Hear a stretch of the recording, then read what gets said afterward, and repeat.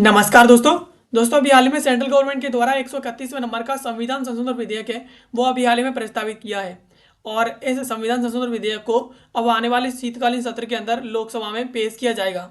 और अगर इसे पेश किया जाता है तो इससे चंडीगढ़ की जो वर्तमान स्थिति है वो पूरी तरीके से बदल जाएगी।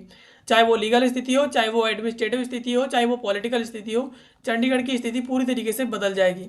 चलिए इसके बारे में थोड़ा विस्तार से समझते हैं। तो 21 नवंबर 2025 को संविधान संशोधन विधेयक 131वें नंबर के को यहाँ पर लोकसभा और राज्यसभा की जो बुलेटिन है उसके अंदर मेंशन किया गया था। और उसमें लिखा था कि शीतकालीन सत्र के अंदर जो कि 1 दिसंबर से शुरू हो रहा है उसमें इसे पेश किया जाएगा।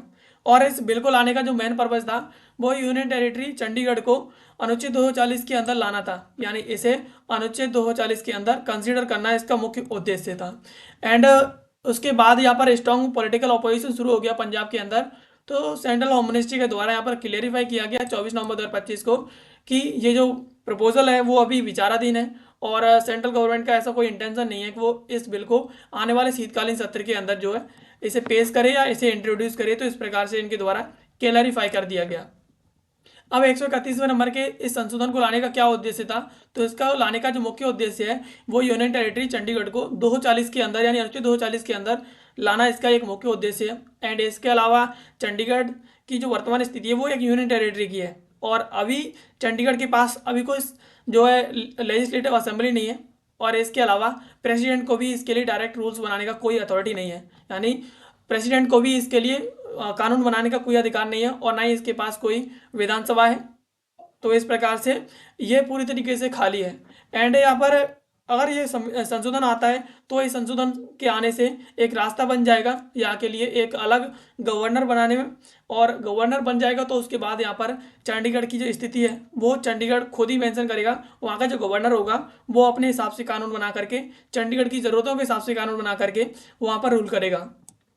एंड इस विधेयक को लाने का सेंट्रल गवर्नमेंट का क्या रीजन था, इसके पीछे उनके द्वारा अपने आर्गुमेंट्स दिए गए हैं। सेंट्रल गवर्नमेंट के द्वारा एक नोट भेजा गया था बीजेपी पंजाब को, उसमें उनके द्वारा मेंशन किया गया था कि अभी तक हमारे द्वारा कोई स्पेशल लॉ चंडीगढ़ के लिए नहीं बनाए गए हैं। 1966 से लेकर के अब तक उनके द्वारा पंजाब रिऑर्गेनाइजेशन एक्ट 1966 और इसके अलावा चंडीगढ़ डेलीगेशन एक्ट 1987 को छोड़ करके ऐसी बात कही गई कि अभी तक हमारे द्वारा चंडीगढ़ के लिए कोई जो लॉ नहीं बनाए गए हैं।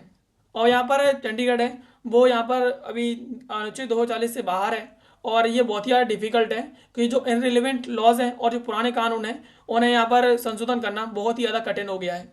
तो इस वजह से इसे अनुच्छेद 240 के अंदर लाया जाएगा और अनुच्छेद 240 के अंदर लाने से यहाँ पर एक अलग से लेफ्टिनेंट गवर्नर बनेगा और वो गवर्नर अपने हिसाब से यहाँ के लिए कानून बनाएगा, जो पुराने लॉज हैं उन्हें संशोधित करेगा। तो इस प्रकार से यहाँ बहुत ज़्यादा ज़रूरी हो गया है। इवन यहाँ पर छोटे छोटे अमेंडमेंट्स के लिए भी पार्लियामेंट में अप्रूवल की जरूरत पड़ती है। एंड अदर टेरिटरीज में यहाँ पर अदर टेरिटरीज के द्वारा जो लॉ बनाए जाते हैं उसे प्रेसिडेंट के अप्रूवल के बाद चंडीगढ़ के लिए उन्हें एक्सटेंड किया जाता है। अदर स्टेट्स के अदर स्टेट के द्वारा जो पास किए जाते हैं उन्हें यहाँ पर चंडीगढ़ में थोपा जाता है और उसके बाद चंडीगढ़ में वो लॉ इम्प्लीमेंट हो जाते हैं और उसके बाद चंडीगढ़ उन लॉज पर काम करता है। एंड यहाँ पर चंडीगढ़ में मॉडर्न लीगल फ्रेमवर्क नहीं है अभी वर्तमान में, तो इस अमेंडमेंट के आने से अदर जो यूनियन टेरिटरीज हैं उनकी तरह चंडीगढ़ के अंदर भी लीगल फ्रेमवर्क आ जाएगा और उसे चंडीगढ़ की स्थिति एक अलग यूनियन टेरिटरी की तरह जिसके अंदर उसका खुद का राज्यपाल होगा इस तरीके की हो जाएगी। अब यहाँ पर अनुच्छेद 240 क्या कहता है, तो इसका जो मेन फीचर है अनुच्छेद 240 का वो संविधान के भाग 8 से आता है और ये यहाँ पर प्रेसिडेंट को अथॉरिटी देता है कानून बनाने के लिए यूनियन टेरिटरीज के अंदर शांति और प्रोग्रेस और इसके अलावा गुड गवर्नेंस के लिए। यानी अनुच्छेद 240 जो कि भाग 8 का है, अनुच्छेद संविधान के भाग 8 के अंदर आता है और ये जो राष्ट्रपति है उसे ये शक्ति देता है कि राष्ट्रपति उस यूनियन टेरिटरी के अंदर शांति स्थापित करने के लिए, उसकी प्रोग्रेस के लिए, गुड गवर्नेंस के लिए, वहाँ के लिए कानून बना सकता है। तो इस प्रकार से अनुच्छेद 240 बहुत ही ज़्यादा पावरफुल है अपने आप में। एंड यूनियन टेरिटरीज के अंदर जहाँ पर ये करंटली इसके स्कोप के अंदर आते हैं उसमें अंडमान निकोबार है, लक्षद्वीप है, इसके अलावा दादरा नगर हवेली है, दमन दीव एंड पुडुचेरी है। यानी पुडुचेरी तब आता है जब इसकी जो असेंबली है वो यहाँ पर डिसॉल्व होती है या इसके अलावा वो स्थगित हो जाती है, तो उस स्थिति में यहाँ पर राष्ट्रपति को यह अधिकार हो जाता है कि वो वहाँ के लिए कानून बनाए। अब यहाँ पर अनुच्छेद 240 की जो मेन पावर है वो यहाँ पर ये है कि यहाँ पर जो प्रेसिडेंट के द्वारा जो भी कानून बनाए जाते हैं वो पार्लियामेंट के कानून की तरह प्रभावी होते हैं। यानी राष्ट्रपति जो भी कानून बनाएगा वो पार्लियामेंट के द्वारा बनाए गए कानून की तरह ही पूरी तरीके से प्रभावी होंगे। एंड इसके अलावा ये रेगुलेशन जो राष्ट्रपति के द्वारा कानून बनाए जाते हैं वो कानून पार्लियामेंट के द्वारा बनाए गए कानून को भी यहाँ पर संशोधित कर सकता है या उन्हें हटा भी सकता है उस टेरिटरी के अंदर। तो इतनी पावर होती है राष्ट्रपति के द्वारा बनाए गए कानून के लिए अनुच्छेद 240 के अंदर। और ये इंश्योर करता है यानी जो कानून है और पूरी तरीके से केंद्रीकरण हो जाए उसका, और उसके जो लोकल लेजिस्लेचर है वो वहाँ पर जब एब्सेंट होती है तो उस स्थिति में उसका पूरी तरीके से केंद्रीकरण हो और राष्ट्रपति के द्वारा वहाँ पर पूरा शासन जो चलाया जाता है।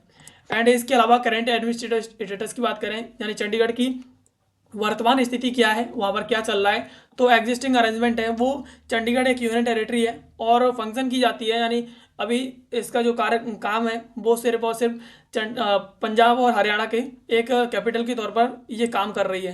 यानी इन दोनों के लिए, पंजाब और हरियाणा के लिए ये अभी एक राजधानी है और राजधानी की तरह ही ये फंक्शन की जाती है। और पंजाब का जो गवर्नर है उसे एडिशनल चार्ज मिला हुआ है यानी चंडीगढ़ की स्थिति है उसे मैनेज करने के लिए। यानी पंजाब का जो राज्यपाल है वो चंडीगढ़ का जो स्थिति है उसे भी देखता है। एंड ये अरेंजमेंट है वो यहाँ पर किया गया है 1 जून 1984 से 1 जून 1984 से लेकर के अब तक पंजाब के अंदर पंजाब का जो राज्यपाल है वो चंडीगढ़ की स्थिति को देखता है।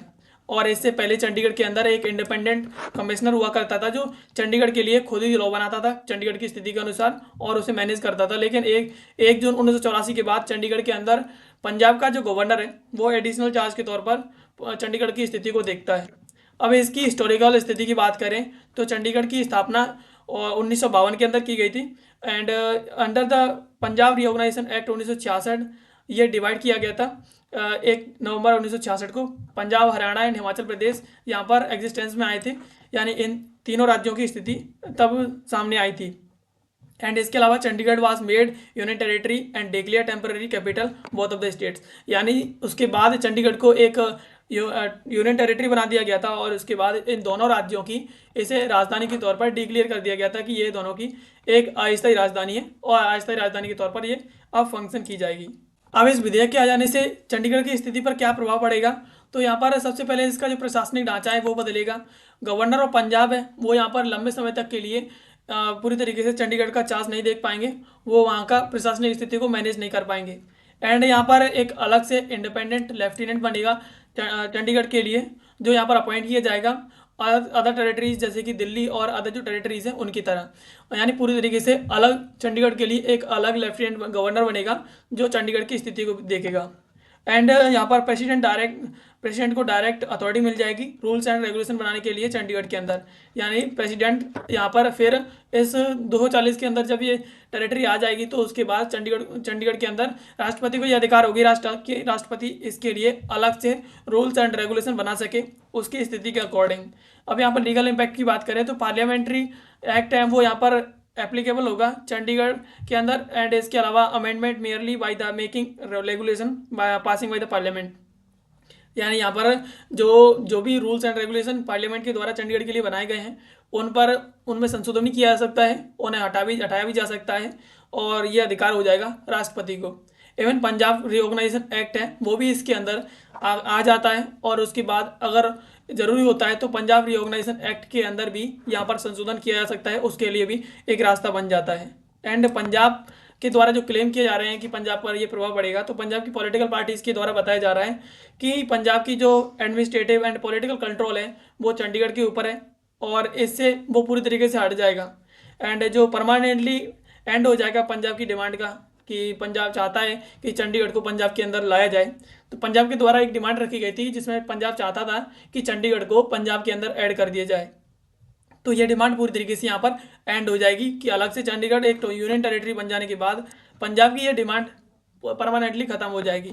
तो इस प्रकार से अनुच्छेद 240 के अंदर आने से पूरी तरीके से चंडीगढ़ की जो स्थिति है वो बदल जाएगी, चाहे वो प्रशासनिक हो चाहे पॉलिटिकल हो। अब तक पॉलिटिकल स्थिति ये थी कि जो चंडीगढ़ है वो पंजाब के अंदर आता था और पार्टीज इस पर रूलिंग जो जमाते थे, लेकिन अब यहाँ पर पूरी तरीके से इसकी स्थिति बदलने वाली है। तो दोस्तों यदि कवर जिसको आज किस वीडियो हमने समझा एंड ऐसे वीडियोस के लिए आप हमें सब्सक्राइब कर लीजिए।